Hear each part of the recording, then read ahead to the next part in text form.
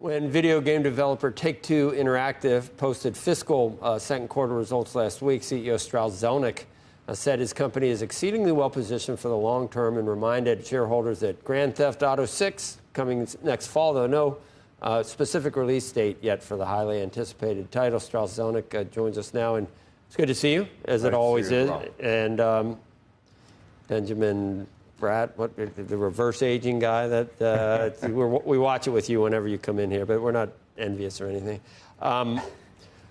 You stress we're an entertainment company, not a politics company. Then you go on in 6 different ways to say this is going to be good because the FTC was just too heavy-handed. Is that fair to say? I think it is fair to say. Maybe not heavy-handed. I think misguided, frankly. Misguided, yeah. Yeah, the FTC pursued a number of cases which failed. And that's not the goal of our regulatory system. And impeded deals that ultimately got done, but were delayed and were more expensive as a result. And including in our space. It may have been wins for consumers, but it may have been wins for everyone involved. So what was the rest? So it was misguided, in other words. I believe so. All right. So what does that mean your future looks like? And, given what your competition is now with, I can't believe that deal got done, Microsoft, Activision, but what do you need to do now? Well, we're really an organic growth story going forward for at least the next couple of years. We've already said that we expect to have sequential growth in fiscal 26 and 27 and to set new records.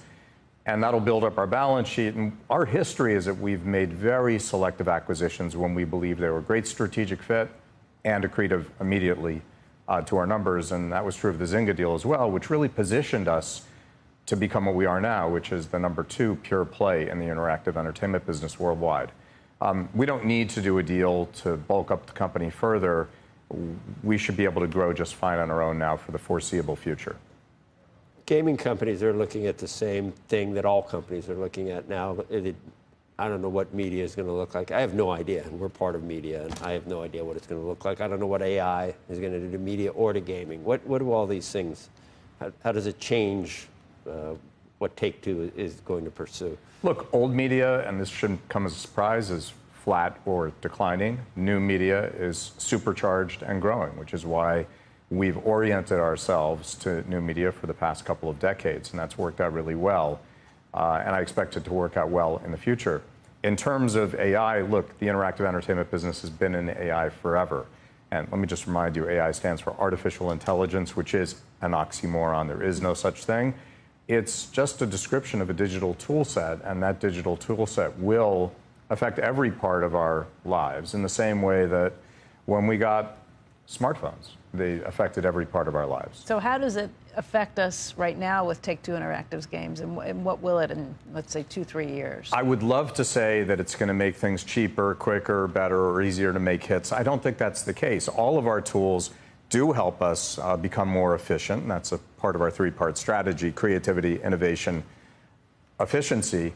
That said, it'll be commoditized. Everyone's going to have access to the same tools. That is the history of tool sets. What it means, though, is our creative people will be able to do fewer mundane tasks and turn their attention to the really creative tasks. But they'll be the ones doing the creative decisions on this. Absolutely. The machines can't make the creative decisions for you. The strike's still going on. The SAG-AFTRA strike is still in process with video game publishers. That's right.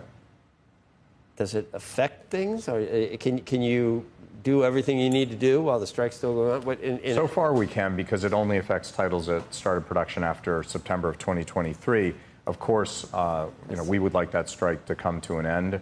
We believe we have great labor relations, and just as a reminder, 24 out of 25 proposals have already been agreed upon. So we feel somewhat confident that we'll be able to reach common ground, and we have enormous respect for writers, directors, and talent. We want to have a deal that makes sense for all parties.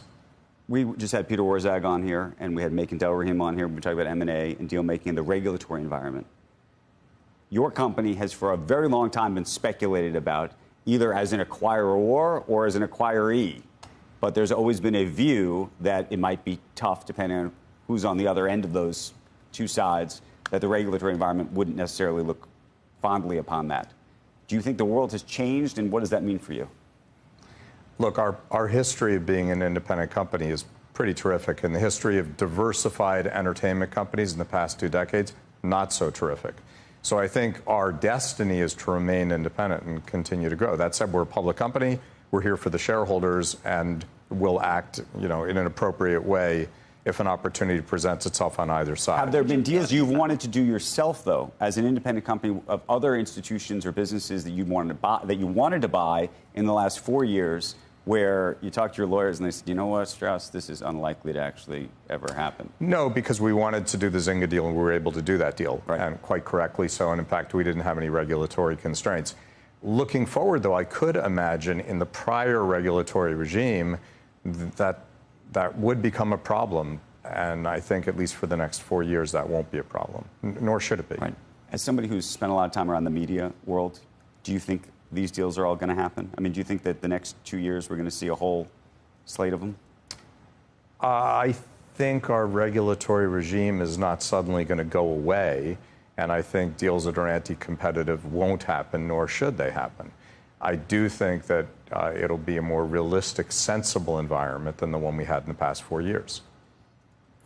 Do you spend a lot of your time still thinking about game development? Isn't that what you still need to do? Oh, absolutely. I spend most of my time thinking about how we're going to create the next hit. That hasn't changed at all. No, of course not. We need to be a hit-making machine. That's our job.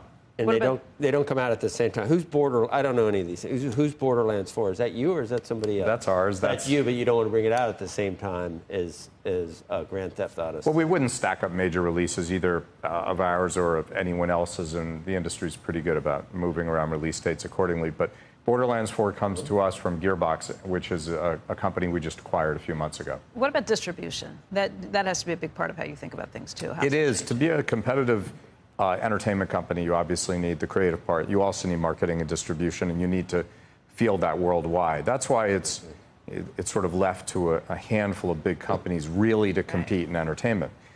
So we have marketing and distribution second to none. That said, our big competitors do as well. It's not unique.